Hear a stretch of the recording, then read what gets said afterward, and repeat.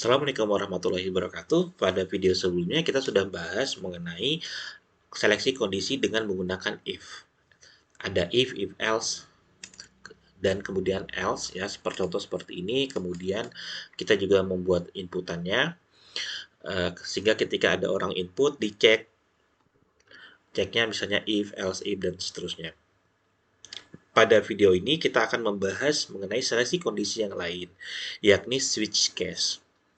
Switch case ini relatif lebih mudah ya dibanding dengan if ini, karena kalau if ini kita menggunakan di sini adalah operasi perbandingan, bisa ditambah dengan operasi logika gitu ya. Tapi kalau switch case itu relatif lebih mudah. Kita akan demokan. Oke. Saya akan demokan namanya switch case contoh gitu ya, .java.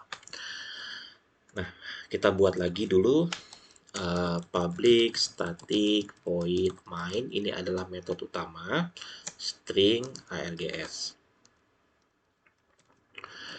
Oke. Oke.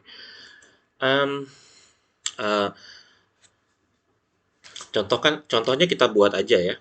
Misalnya kita ada suatu bilangan angka, misalnya angka gitu ya. Angkanya kita inputan dari user ya. Kita buat aja langsung angka itu diinput oleh si user. Karena input dari user, maka kita perlu yang namanya kita namanya scanner. Kita import dulu java.util.scanner. Nah, gitu. Kemudian di sini kita buat juga namanya scanner. Kita buat variable input new scanner ya, system titik in. Nah, kita minta misalkan minta si user untuk menginputkan angka gitu ya. Misalnya ini kita simpelkan, misalkan gini. Ini mirip kayak kalau Anda telepon operator, misalkan masukkan angka 1 untuk misalkan pemesan, angka 2 untuk operator, angka 3 untuk sekian. Nah, switch case itu lebih sederhananya seperti itu. Nah, contoh kita mintakan si user untuk input angka, misalnya sistem titik out titik print. Nah, gini kita bilang masukkan angka. Nah, di sini maka input titik next int.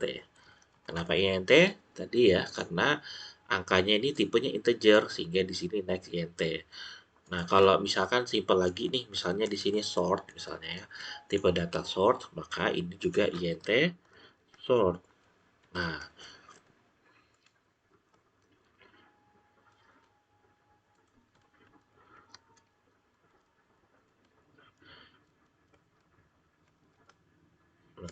sort ya, pakai shrт.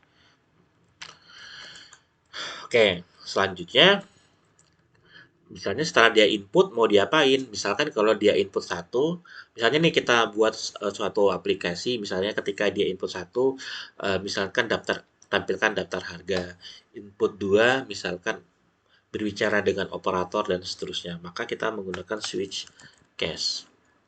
Nah, switch case memiliki struktur seperti ini, switch case.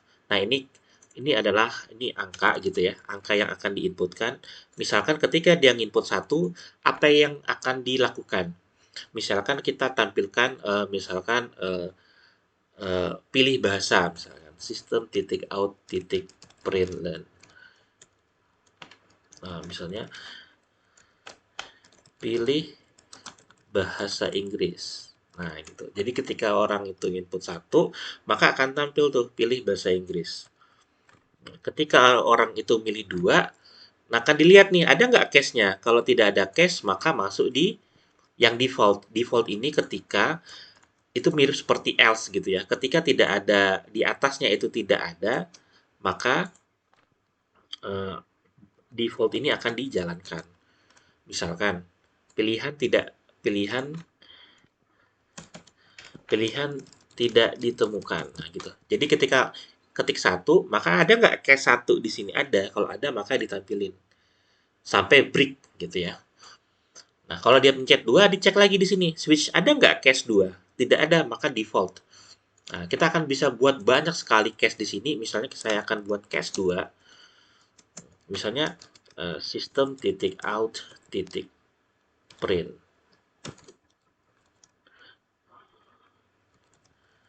Misalkan kita buat misalkan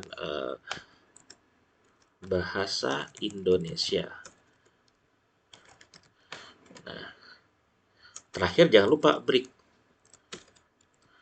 Yang terakhir, case yang ketiga misalkan kita bilang uh,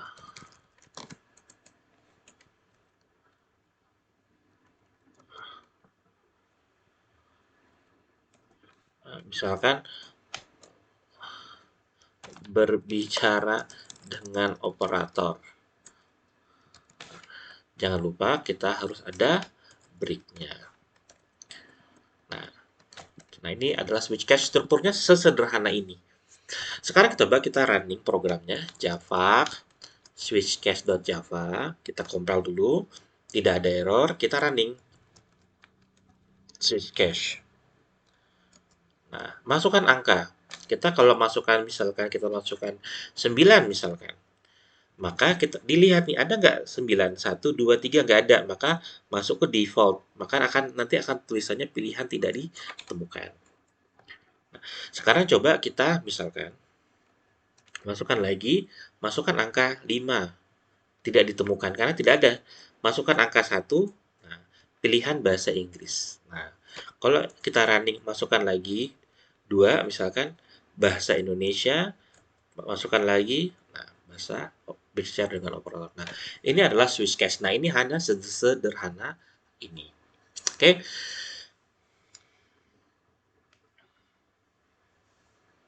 Selanjutnya jadi ini switch case hanya sederhana seperti ini. Umumnya switch case ini supaya ini kan kalau kita running ada tulisannya seperti ini. Masukkan angka. Nah, masukkan angka berapa biasanya sebelum tulisan masukkan angka di atasnya ada informasi tambahan. Harusnya supaya bagus, saya cancel dulu ini.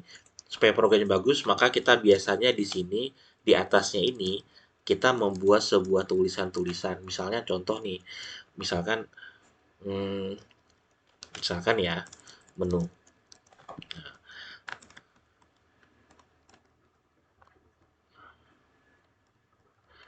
Misalkan kita buat print sini.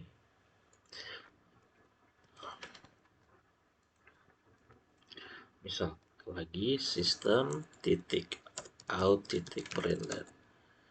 Nah, satu misalkan bahasa Inggris. Oke. 1 2 3. Setelah ini kelebihan ya.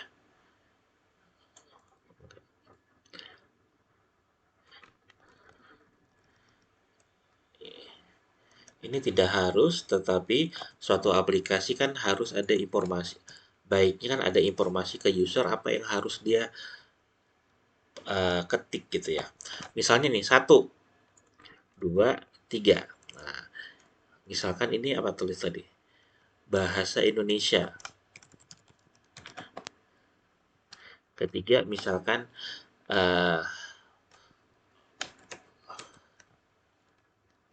operator.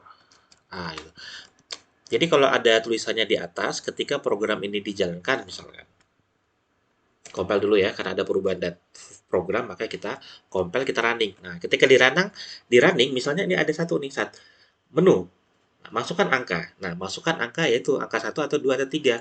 Ketika user masukkan angka di 1, 2, 3 tadi sesuai dengan ini, nah maka muncul berbicara dengan operator yang nomor 3. Nah, coba kita program, kita tampil jalankan programnya. Jadi si user pas lihat program kita ini program sederhana, tapi ketika di running dia ada tampilan yaitu menunya apa? Satu bahasa Inggris, dua bahasa Indonesia, tiga operator. Ketik dia punya satu atau tiga, satu dua tiga gitu. Kalau dia masukkan sembarangan, maka pilihan tidak ditemukan. Nah, ini program sederhana tapi Bagus sekali gitu. Oke, demikian saya pikir pembahasan terkait dengan switch case. Kita akan bahas materi selanjutnya terkait dengan if dan perulangan. Terima kasih. Assalamualaikum warahmatullahi wabarakatuh.